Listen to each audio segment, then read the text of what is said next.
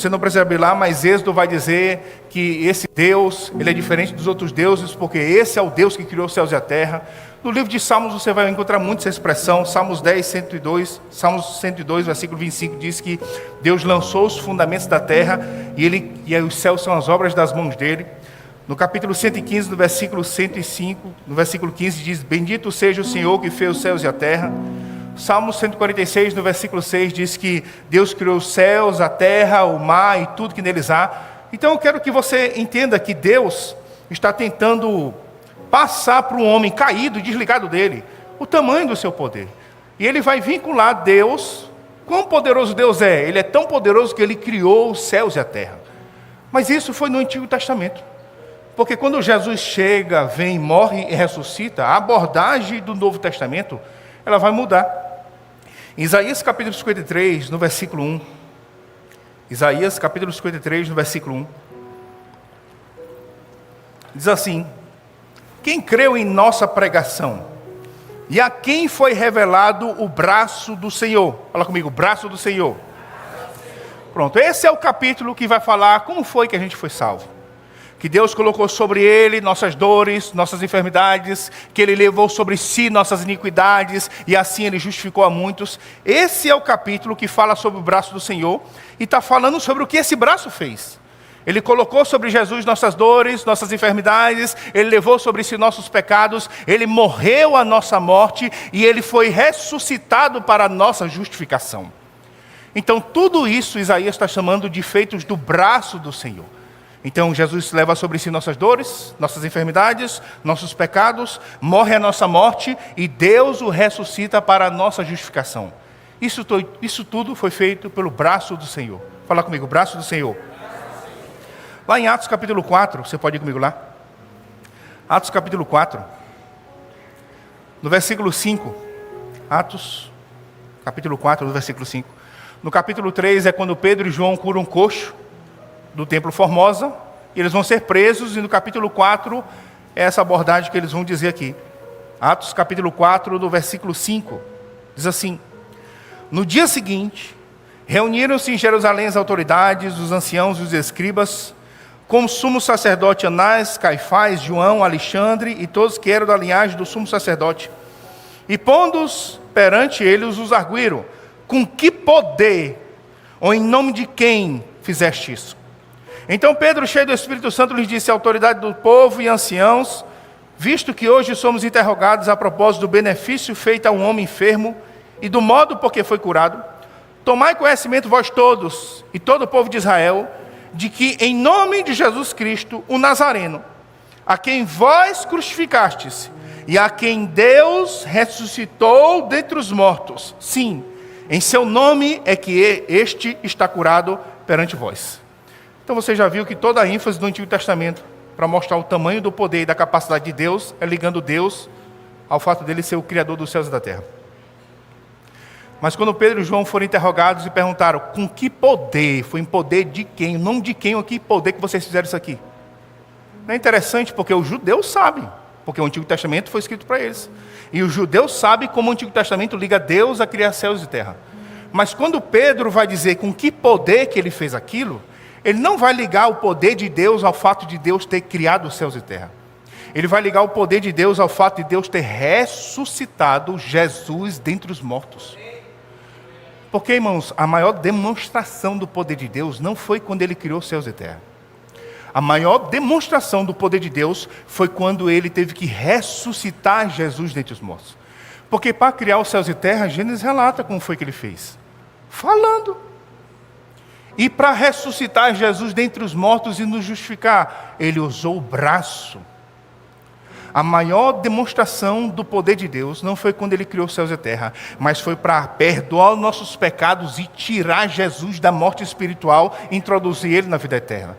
E ele não teve que fazer isso falando, ele teve que usar o braço do Senhor.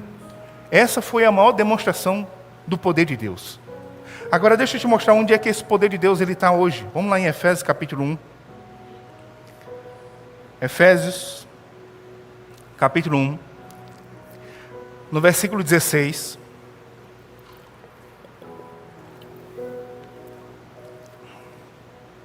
Efésios capítulo 1, no versículo 16, é a oração de Paulo pela igreja de Éfeso. Ele diz assim: não cesso de dar graças por vós, fazendo menção de vós nas minhas orações, para que o Deus de nosso Senhor Jesus Cristo, o Pai da glória, vos conceda espírito de sabedoria e de revelação no pleno conhecimento dele. Iluminados os olhos do vosso coração, para saberdes qual a esperança do seu chamamento, qual a riqueza da glória na sua herança dos santos, e qual a suprema grandeza do seu poder para com os que cremos, segundo a eficácia da força do seu poder, o qual exerceu ele em Cristo, ressuscitando dentre os mortos e fazendo sentar à sua direita nos lugares celestiais, muito acima de todo principado e potestade, poder e domínio, e de todo nome que se possa referir, não só no presente século, mas também no vindouro. Está aqui Paulo abordando qual é o tamanho desse poder que Deus tem. É o mesmo poder que ele teve que usar para ressuscitar Jesus dentre os mortos. Irmãos, Paulo está orando pela igreja de Éfeso. Não é para Deus conceder essas coisas para a igreja de Éfeso. É para Deus abrir o entendimento da igreja de Éfeso, para eles descobrir 3 coisas que ele já tem. Ele já tem um chamado, ele já tem uma herança nos santos, e o poder de Deus já está operando em nós. Mas qual é o poder que está operando em nós? Não é qualquer poder, é o mesmo poder que ele teve que usar para ressuscitar Jesus dentre os mortos e o assentar à sua direita nos lugares celestiais. Não é qualquer poder que já está operando em nós.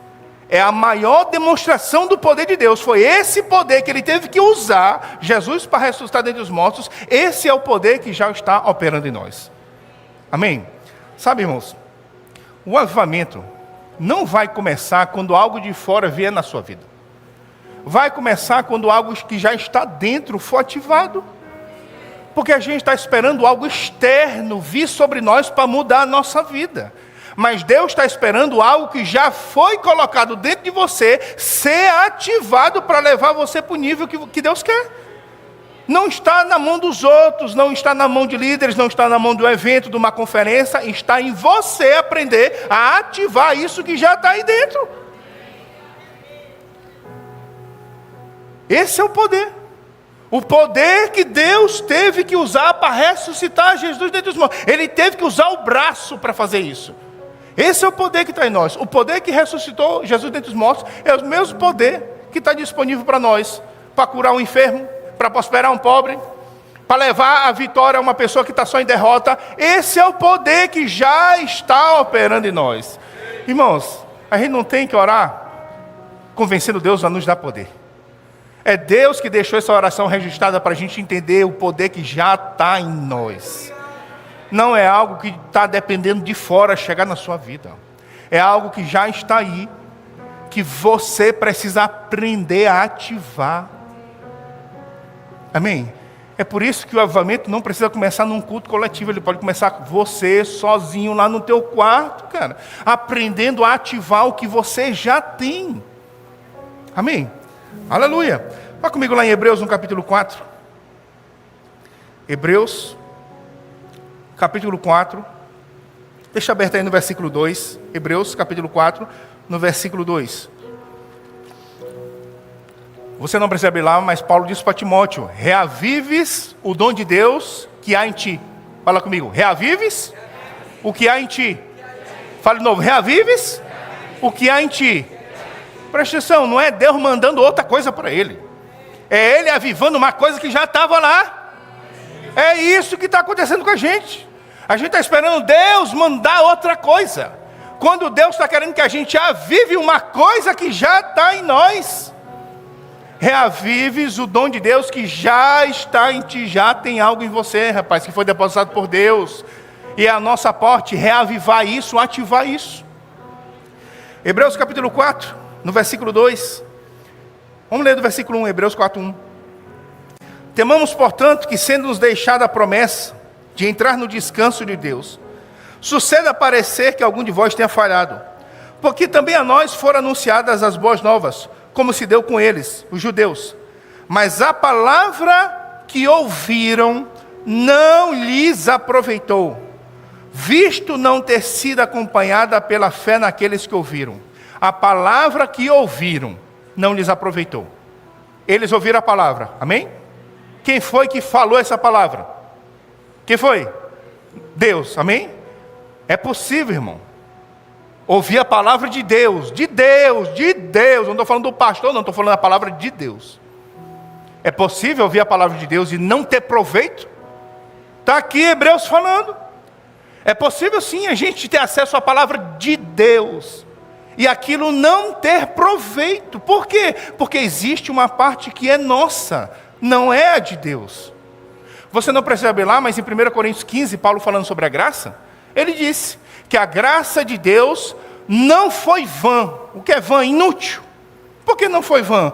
Porque eu trabalhei mais do que os outros. E depois ele vai dizer, ele vai completar, todavia não eu, mas a graça de Deus comigo. Então, ele recebeu uma graça para fazer algo para Deus. Ele disse, a graça não foi inútil, não foi vã. Por quê? Porque eu fiz. Agora, se a graça está disponível para você fazer alguma coisa e você não faz nada com ela, ela vai ser inútil na sua vida. Porque nem tudo é a parte de Deus, irmão. Existe uma parte que é a nossa.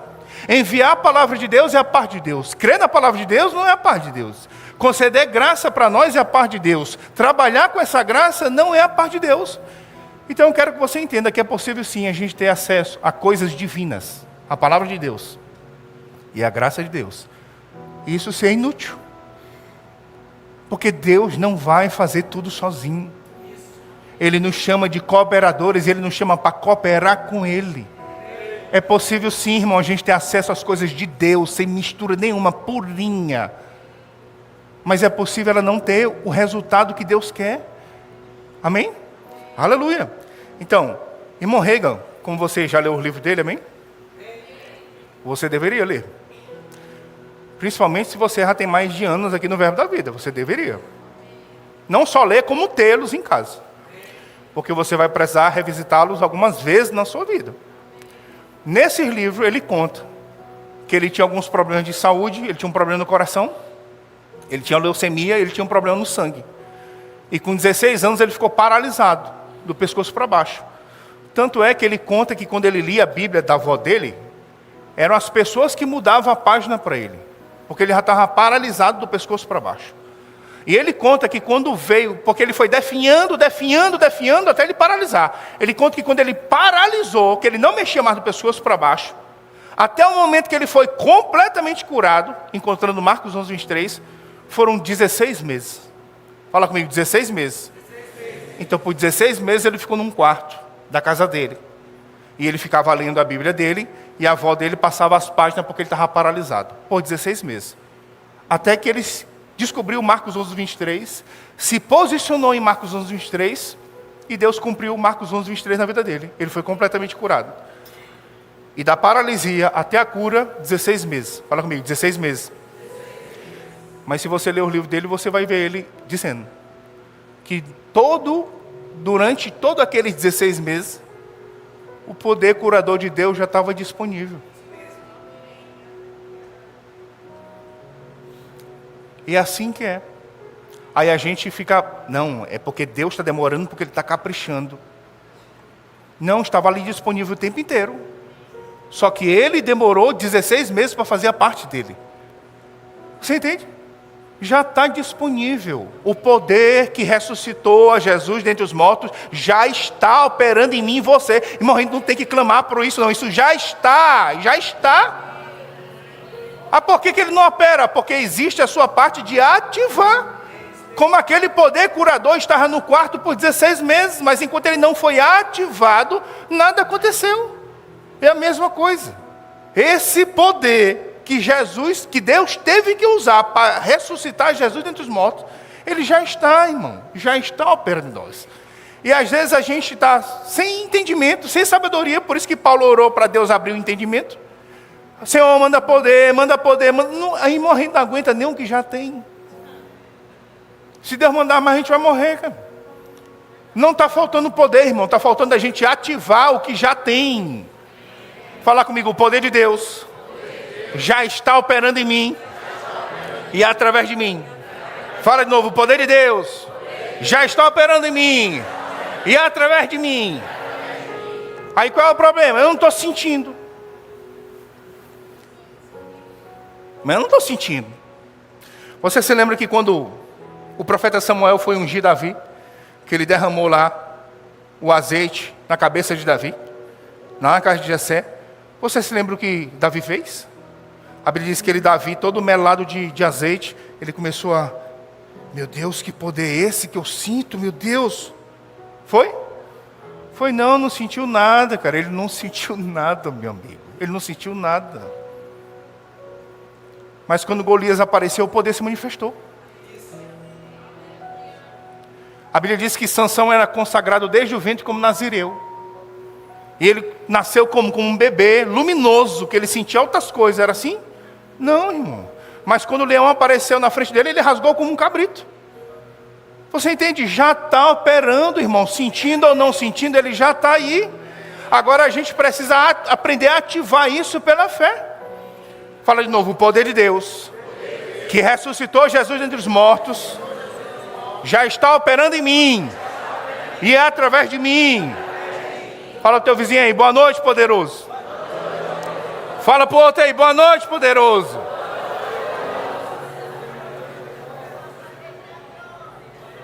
Aleluia. Agora a Bíblia fala sobre a gente se tornar um obreiro aprovado, não é assim? Qual é uma das características do obreiro aprovado? Que maneja bem. Fala comigo, manejar. Agora não é só saber manejar, é manejar bem. Olha como a Bíblia está falando sobre habilidades que a gente vai ter que ter. A gente vai ter que aprender a desenvolver essas habilidades. Sabe, imagina, por exemplo, você que tem uma empresa, imagina você que tem uma empresa. Ou não, um exemplo aqui. Talvez você já deve ter ouvido falar de um testemunho parecido com esse. A pessoa entrou numa grande empresa, ela conseguiu, sei lá, um trabalho lá para ou limpar ou para servir café. Conforme o tempo foi passando, ele foi subindo, aí virou vendedor, aí depois gerente, supervisor, aí gerente, até que ele virou diretor. Quantos já ouviram um testemunho desse? A pessoa que está hoje lá no topo, entrou lá por baixo. Quantos ouviram? Você vai encontrar uma característica em todos esses testemunhos. Qual é a primeira? Fala comigo, fidelidade. Quantos concordam comigo que se ele não fosse fiel, ele não ia chegar lá no topo? Agora não é só fidelidade, é habilidade. Porque o que adianta ele sempre chegar no horário se ele não sabe fazer a tarefa, cara? Você concorda comigo que uma pessoa que sempre chega no horário, mas ela não tem habilidade para desenvolver a tarefa, ela não vai chegar no topo? Quantos concordam comigo que ela não vai crescer? Por mais que no horário, 8 horas da manhã, ela esteja lá na porta com o uniforme e nunca se atrase. Quantos entendem que é necessário ela ter habilidades? Quantos entendem isso? Pronto, no reino de Deus é a mesma coisa, cara. Não é só fidelidade, é desenvolver habilidade. Olha o que Jesus contou na parábola dos talentos. Servo bom e fiel, está ali, é o fiel, é fiel. Mas ele teve que adquirir habilidade para pegar aquele talento e multiplicar. Não é só fidelidade não, irmão, é a habilidade. Você vai ter que ter habilidade com as coisas espirituais, cara. Então existe um poder que está operando dentro de você, mas você vai ter que ter habilidade com esse poder. Amém? Qual é o servo bom e fiel? É aquele que é fiel e tem habilidade para fazer o serviço. Eu não sei, mas você vai ter que aprender. Ah, não dá para fazer por mim? Dá não, dá não, dá não. Dá para te ensinar. Mas você vai ter que saber, irmão. Você vai ter que saber a operar nas coisas do Espírito. Você vai ter que aprender a tirar de dentro aquilo que você está necessitando. Você vai ter que aprender, irmão. Irmão, você vai ter que aprender a olhar para uma circunstância e resolver o teu problema crendo na palavra, cara. Você vai ter que aprender.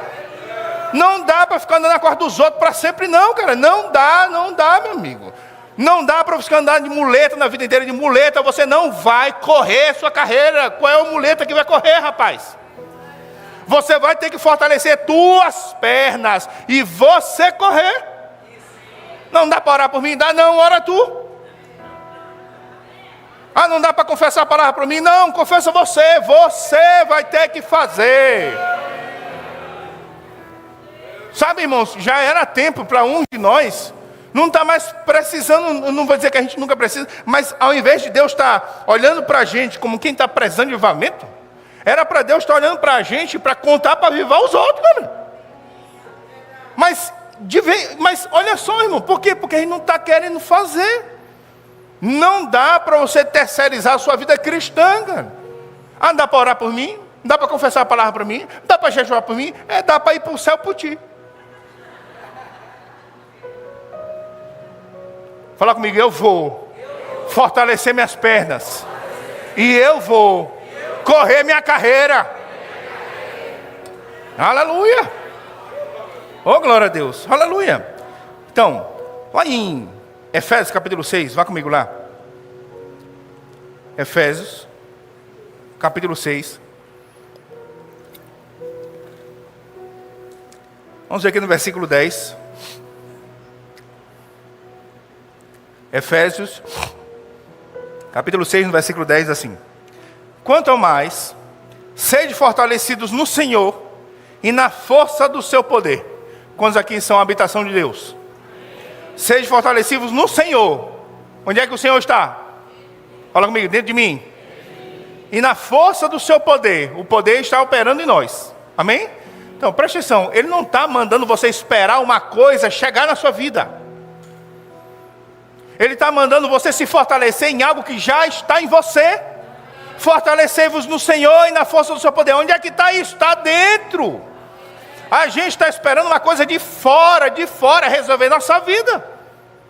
E Deus está esperando que a gente pegue o que já está dentro e avive isso e mude nossa vida. Não é algo de fora, irmão, que vai mudar a tua vida, cara. É você aprender a ter a habilidade com que Deus já botou dentro de você e que vai resolver a tua vida. Aleluia. Vamos comigo lá em 2 Timóteo. 2 Timóteo, deixa aberto aí no capítulo 2. 2 Timóteo, deixa aberto aí no capítulo 2. Só para você se lembrar, Paulo escreveu 2 cartas para Timóteo. E na primeira carta, uma das coisas que ele diz no capítulo 4, no versículo 12, ele diz: Timóteo, não deixe que ninguém despreze a sua mocidade. Porque Timóteo era bem novinho, e Paulo colocou ele para pastorear aquela igreja, aquela que era a maior igreja. Essa foi a primeira carta. Não deixa ninguém desprezar a tua mocidade. Mas na segunda carta que Paulo escreve para Timóteo, o tom de Paulo é diferente. Deus não te deu espírito de covardia, mas de amor, poder e moderação. Reavives o dom, porque Deus não te deu espírito de covardia. Rick Renner disse que no contexto onde 1 Timóteo foi escrita, a igreja de Éfeso estava crescendo mesmo, bombando. E Timóteo era bem novinho. E ele era o pastor bem novinho da maior igreja do mundo. É por isso que Paulo disse para Timóteo: não deixe ninguém desprezar o fato de tu ser novo, viu? Porque imagina lá, cara, um monte de gente mais de idade, talvez com maior condição, maior experiência, olhando para aquele jovem pastor e perguntando: o que esse pequeno aí tem para me ensinar? E Paulo disse: não deixa ninguém desprezar o fato de você ser novo. Agora, no contexto da 2 Timóteo, Rick Renner diz que entre 1 Timóteo e 2 Timóteo foi o período que Nero incendiou Roma e botou culpa nos cristãos, e os cristãos começaram a ser perseguidos. Imagina, irmão, por exemplo, se aquela questão do lockdown já estava diminuindo a frequência dos cultos, tu imagina uma perseguição contra cristão. Imagina que tem uma perseguição mesmo de ser preso aqui em São Luís, por causa de ser cristão. Quando de nós ia vir para um culto, cara, sabendo que se for encontrado num culto vai ser preso. Pronto, isso aqui que estava acontecendo em 2 Timóteo. A igreja estava secando, irmão. O povo estava demandando. E Timóteo, que era o cabeça daquela igreja, estava com medo de operar no dom, porque tinha perseguição. Aí Paulo escreveu para ele: reavives o dom, rapaz. Deus não te deu espírito de covardia, mas de poder, amor e moderação. Agora imagina a situação de Paulo. Paulo escreveu essa carta, e ele escreveu de dentro de uma prisão. Aí, é a maior igreja. O rapaz que Paulo botou para pastorear aquela igreja está com medo, está acovardado, não está operando no dom, a igreja está secando, os cristãos estão fugindo. Existia um risco real, rapaz, daquela igreja se acabar, cara. Aquele era o maior trabalho da Ásia. Existia um risco real daquele trabalho se acabar. Aí qual é a solução? Se Paulo está preso e Paulo nem pode ir lá resolver o problema. Ele diz aqui em 2 Timóteo, capítulo 2, no versículo 1. 2 Timóteo 2:1. Tu, pois, filho meu, fortifica-te na graça que está em Cristo Jesus. Está aqui. Fortifica-te na graça que está em Cristo Jesus. Ele disse: se fortalece, uma coisa que já está dentro. Não é uma coisa que vai vir do céu, cara. É uma coisa que já está dentro. Fortifica-te naquilo que já está dentro. A igreja está se acabando. O povo está fugindo. Os cristãos estão sendo perseguidos. E Paulo, que podia resolver o problema, está preso, não pode ir lá. Vai se acabar? Não. Paulo disse: tem uma forma. Fortifica-te na graça que já está aí em você. Aquele final que o diabo tem te mostrado não precisa terminar daquele jeito. O que está faltando? Deus mandar poder? Não, está faltando você se fortalecer e ativar o poder que já está aí dentro. Não depende de Deus. Não, se Deus quiser, não. Se você quer, crê. Não, quando Deus quiser, não. Quando você crê, quando você. Deus não está caprichando, Deus não está demorando porque Ele está acertando detalhes. Não, Deus sempre está pronto. Agora está faltando a gente ativar, liberar esse poder. Você se lembra Paulo dizendo: quando eu estou fraco, aí é que eu estou forte? Sim ou não? Fala comigo: quando eu estou fraco, aí é que eu sou forte. Aí deixa eu te mostrar lá em Hebreus capítulo 11. Fala comigo lá, Hebreus capítulo 11. Vamos ver aqui no versículo 34.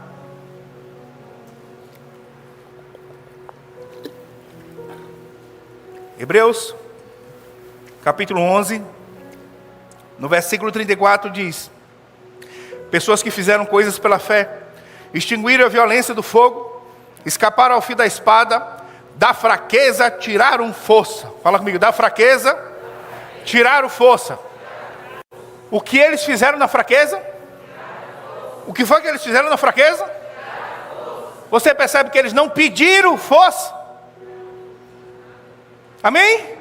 Eles tiraram, porque já está lá, é só tirar. Mas a gente está morrendo de pedir, morrendo, e morre pedindo. Mas o segredo não é você pedir, porque já está lá. O segredo é você aprender a tirar a força. O doente vai ter que aprender a tirar a cura. O fraco vai ter que aprender a tirar a força. O pobre vai ter que aprender a tirar a prosperidade. Vai ter que aprender a tirar. Não dá para tirar para mim, não dá para te ensinar a tirar. Agora você vai ter que aprender a tirar. Você vai ter que saber manejar isso aqui, rapaz. Você não pode terceirizar a tua vida espiritual, cara. Não dá, irmão, não dá. Eu creio mesmo que tem gente aqui que tem que sair daqui nessa noite com essa convicção. Não dá para você andar na costa dos outros para sempre. Não dá. O próprio Deus vai te empurrar para um momento onde tu vai ser obrigado, cara, a descer das costas dos outros e fortalecer tuas pernas e andar. Vai chegar esse tempo. Vai chegar esse tempo, cara, que não vai mais, nem o pastor não vai resolver mais. Vai chegar um momento onde você vai ter que andar, meu amigo, você vai ter que andar. E eu vou te falar quando chega esse momento. O diabo, às vezes, ele é especialista, porque muitas vezes, às vezes, não só o mestre, como Jesus disse, ensinando-vos uns aos outros a guardar aquilo que vos tem ordenado. Todo cristão deve ensinar da Bíblia aquilo que ele sabe. E muitas vezes você vai orientar uma pessoa, você vai aconselhar uma pessoa, talvez a pessoa nem é crente, é teu amigo, teu vizinho, e você diz para ele o que a palavra diz. E muitas vezes uma situação como aquela se levanta contra você. E agora você vai começar a praticar o que você disse para o teu vizinho praticar, e você viu funcionando para o teu vizinho, mas às vezes para você não parece que não está querendo funcionar. Mas você vai ter que tirar força, tirar. Fala comigo: essa força já está em mim. Fala de novo: essa força já está em mim. O que o fraco tem que fazer? Tirar. O que o doente tem que fazer? Tirar. O que o pobre tem que fazer? Tirar. O que o derrotado tem que fazer? Tirar. Tirar. Só aprender a tirar. Irmãos, a parte mais difícil já aconteceu. Qual era a parte mais difícil? Ela está em nós. Tu já imaginou se ela não estivesse em nós? E a gente tivesse que convencer Deus a conceder essa força para nós, cara? Irmãos, a gente já nasceu de novo com essa força dentro, cara. É a parte mais fácil, é só aprender a ativar, a tirar.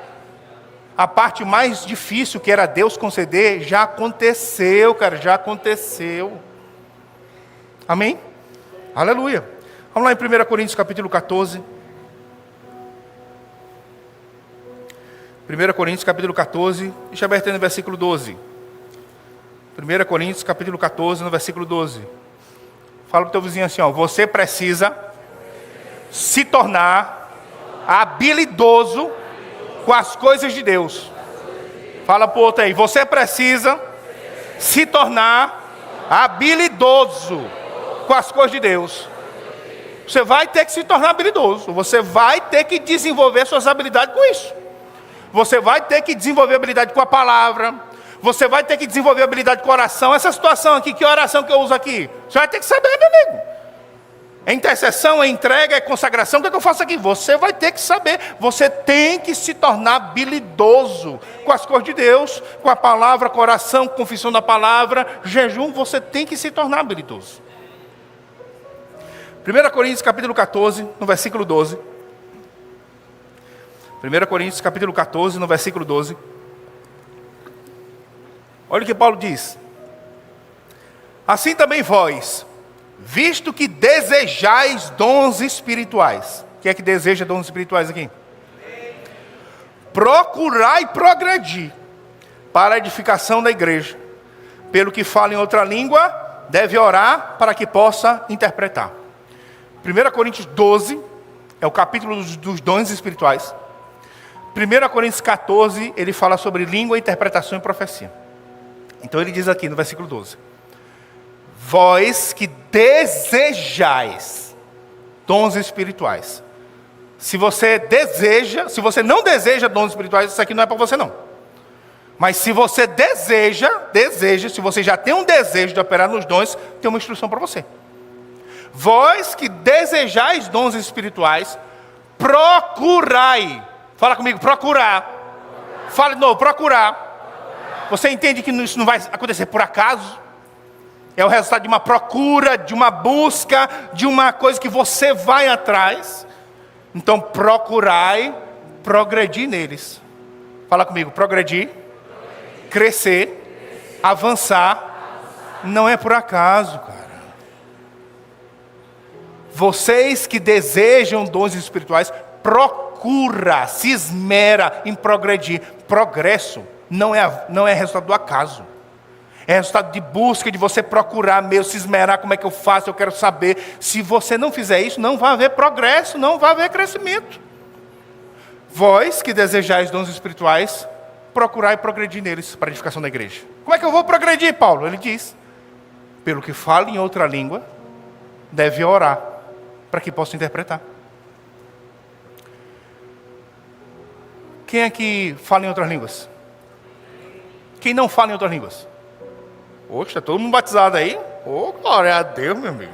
Ainda bem que já a gente vai praticar isso aqui. Quem é que... Você concorda comigo que falar em outras línguas já é um dom espiritual? Olha o que Paulo diz. Vocês que desejam dons espirituais, procurai progredir neles. Como é que eu vou progredir, Paulo? Pelo que fala em outra língua, deve orar para que possa interpretar. Quando estão entendendo que interpretação de línguas já é um outro dom. Olha o que Paulo está ensinando. Você que já opera num dom, você pode progredir, você não pode morrer, você não precisa morrer abraçado só nisso aí. Você pode progredir, crescer, avançar. Está aqui ele dizendo, como é que eu vou progredir, Paulo? Pelo que fala em outra língua, deve orar para que possa interpretar. Olha, eu só falo em outra língua. Paulo disse, você pode operar nos dons de interpretação de línguas. Então, operava em um, você pode começar a operar em outro. Está aqui um progresso, um crescimento. E o que é que eu faço para crescer, Paulo? Deve orar para que possa interpretar. Fala comigo, oração. O que é oração? Me fala aí, se não é o básico da vida de um cristão. Conhecimento da palavra, oração, confissão da palavra, jejum.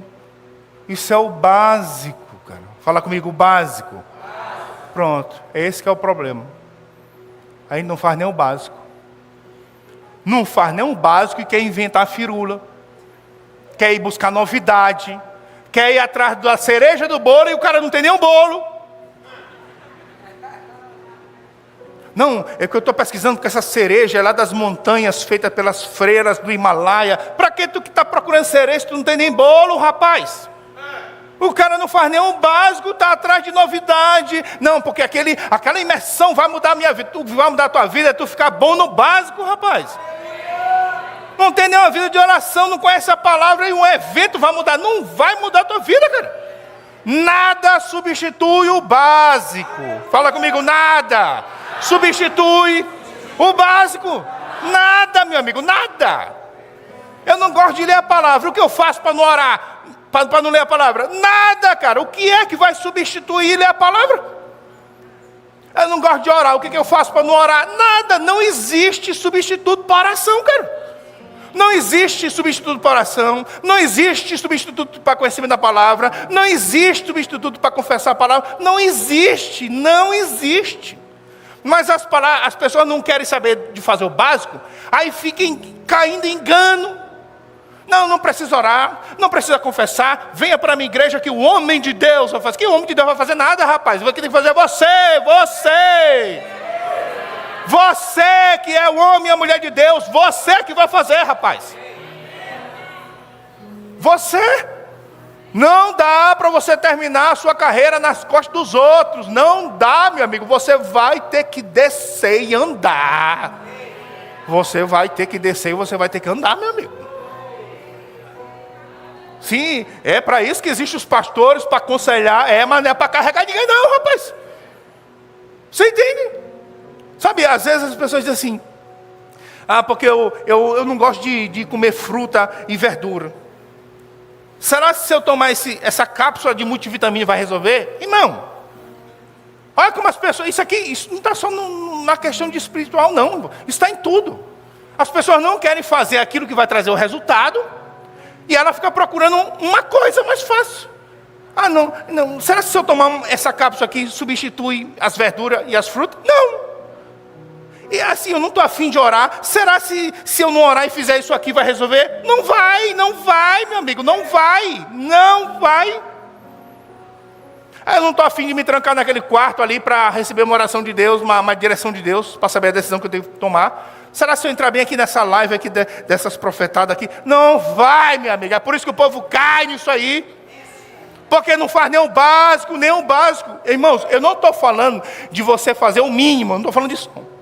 Eu estou falando de você fazer o básico e ficar bom no básico. Tu tem que ser bom, meu amigo, em oração. Tu tem que ser bom na palavra. Tu tem que ser bom em confessar a palavra. Tu tem que ser bom, rapaz. Bom. O básico bem feito nunca vai falhar, nunca vai deixar você na mão, sempre vai funcionar, Não existe, não para de correr atrás de cereja, tu não tem bolo, rapaz, vai fazer teu bolo, vai fazer a massa, vai lá fazer a tua base. Amém? Aleluia. Aí ficam uns misticismos. Sabe, ao longo da minha caminhada eu encontro às vezes crente evangélico místico. Tu sabia que tem? Pois tem, meu filho, tem.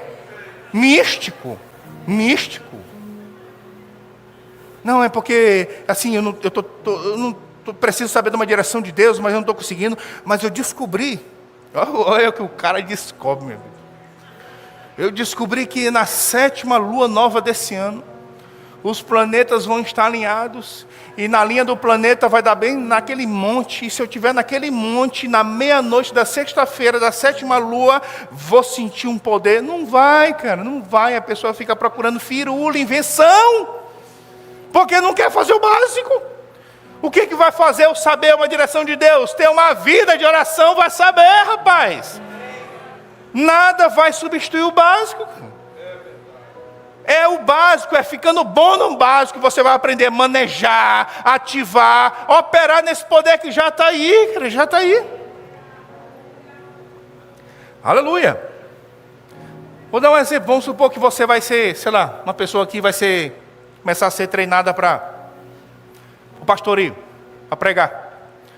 E lá na igreja que ele vai ser treinado, só pode pregar de terno, um exemplo. Aí o cara não tem terno. Ele não tem nenhum terno. E ele tem dinheiro para comprar um terno. Aí ele vai na loja de terno e tem lá um terno lá que ele gostou muito. O terno é amarelo fluorescente com bolinha vermelha. E tem um outro lá que é preto. Fala comigo, básico. O cara só tem dinheiro para comprar um, meu amigo. Tu acha que ele deveria comprar aquele amarelo fluorescente de bolinha vermelha? Não, ele tem que comprar um básico. Eu não estou dizendo, irmão, que você que tem um sonho de ter um amarelo fluorescente com bolinha vermelha, eu não estou dizendo que você não pode ter. Você pode ter, desde que você já tenha um preto antes, cara. Amém, irmãos? Você pode ter o seu amarelo de bolinha vermelha, mas desde que você tenha um básico antes, cara. As pessoas estão pensando que é a cereja do bolo que vai mudar a vida dela. Não é, é o bolo. É construir o bolo que vai mudar a tua vida, cara. A cereja vai ser um detalhe que vai te ajudar, vai dar um sabor especial, mas não é cereja no bolo, é bolo de cereja. Você tem que ter o bolo primeiro, rapaz. Sabe, eu vou finalizar com isso. Uma vez eu estava ouvindo um testemunho daquele Tel Hayashi. Ele conta que, logo no início do ministério dele, Deus falou com ele através da mãe dele, que era para ele ir para os Estados Unidos e procurar um determinado pastor, que ele ia ser treinado por aquele pastor. E ele foi. Comprou a passagem, foi para os Estados Unidos, e quando ele chegou lá, ele foi atrás daquele pastor chamado Kingsley Fletcher. E quando ele chegou lá, ele disse que ele pegou logo um chá de cadeira lá. E aí quando esse pastor atendeu ele disse, olha, porque eu vim aqui para a América, porque Deus falou comigo que era para eu vir para cá, porque tinha algo no seu ministério que ia ser para mim, que o senhor ia me treinar. E ele falou logo para ele, eu sei, eu conheço o teu tipo. Você é aquele tipo de cristão que vem aqui só querendo usar a minha igreja para conseguir um green card e ficar morando nos Estados Unidos. Aqui não. Ele disse, não é isso não, Deus falou comigo que era para eu vir aqui para cá, para ser treinado por você. E ele disse assim, então eu vou fazer assim, ó. Eu vou fazer uma viagem, não lembro agora se era 4 dias, 7 dias. Eu vou fazer uma viagem, quando eu voltar a gente conversa. Você vai orar, pedindo para Deus uma palavra. Eu vou orar também. E se a palavra que Deus te der não for a mesma que a minha, você pode fazer suas malas e ir embora. Olha aí, cara.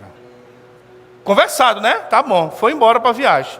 E disse que Tel Hayashi ficou lá, orando, Senhor, orando e pedindo uma palavra, e os dias passando e orando. Aí ele disse que um determinado dia, subiu uma palavra para ele. 4. 4 o quê, Deus? 4. E só tinha aquele negócio de 4, e meu Deus, o que é 4?